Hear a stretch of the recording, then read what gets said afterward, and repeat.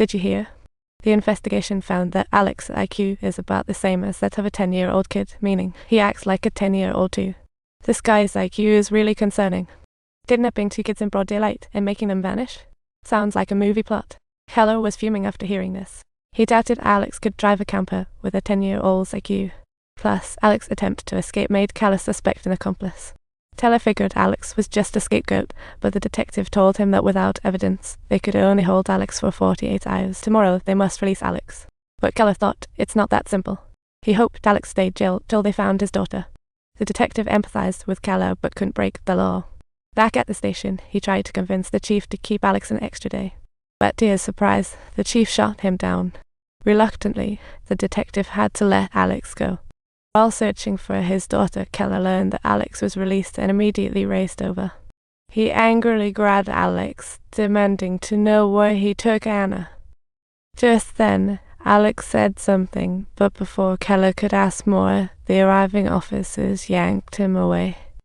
Keller helplessly explained everything to the detective, but it was so chaotic that both the detective and the chief were skeptical about Alex. Suspected this might be a story Keller made up to get Alex rearrested. The detective's lack of trust made Keller storm out of the station. Afterwards, the detective couldn't help but go back to Alex and ask if he talked to Keller that day. To his surprise, Alex denied it up. This left the detective baffled. Could Anna's disappearance really be tied to Alex?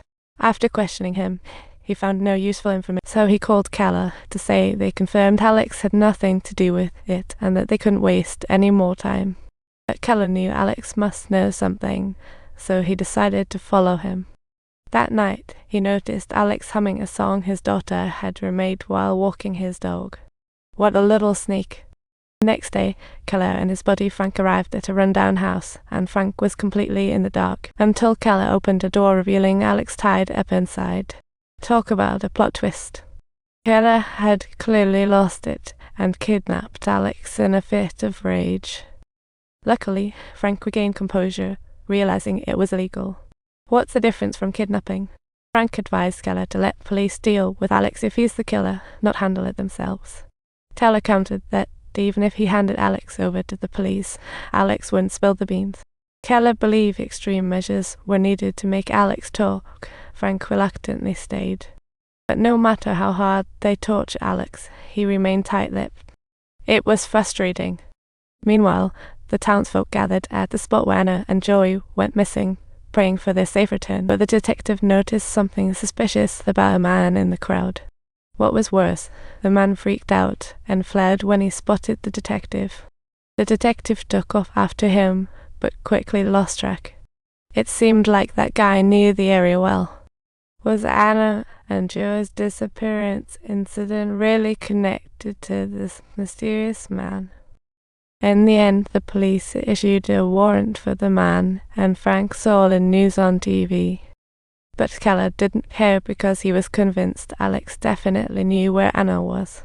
Talk about fixation.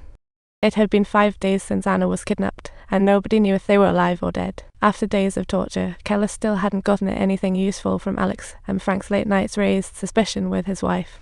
When confronted by his wife, Frank had to come clean, and soon they arrived at the place where Alex was held.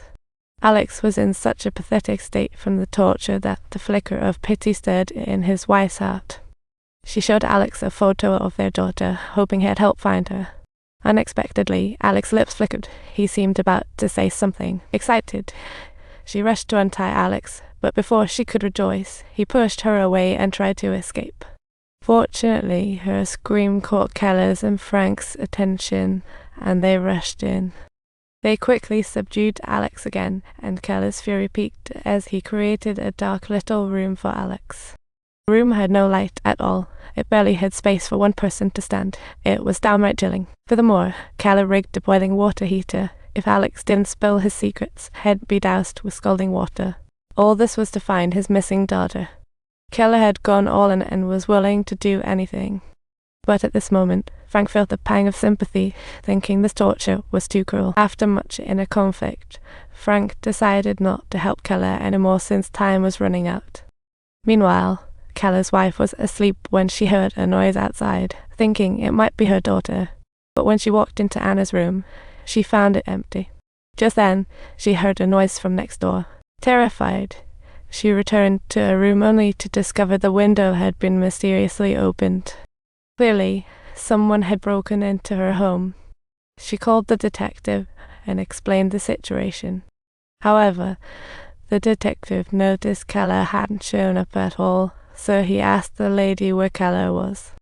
Hey everyone, if you like the video, subscribe and turn on notifications. More thrilling stories await.